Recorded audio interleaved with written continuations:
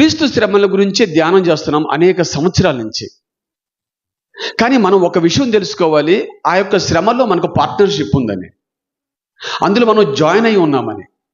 అది పరిశుద్ధాత్మ దేవుడు అప్పుడే మనకు తెలియపరిచాడు. అదే మనకు సర్వసత్యం. ఎప్పుడు కూడా మనము యేసుక్రీస్తు ప్రభువారు పొందినటువంటి శ్రమల గురించే మనం ధ్యానం చేస్తున్నాం. కానీ ఆ శ్రమలలో పార్ట్నర్షిప్ ఉందని, అందులో మనం పాలి భాగస్థులమని, అందులో మనం జతపని వారమని, ఖచ్చితంగా విశ్వాసికైనా సేవకుడికైనా కూడా ఆ శ్రమల్లో భాగం ఉందని మనము ఆలోచింపజేసేదే పరిశుద్ధాత్మ దేవుడు. అదే సర్వసత్యునికి ఆయన మనల్ని నడిపించడం. అనగా ప్రతి విశ్వాసి లేదంటే ప్రతి సేవకుడు ఏమనుకోవాలంటే, నేను ఖచ్చితంగా నాకు శ్రమలు ఉన్నాయి. ఏంటండి?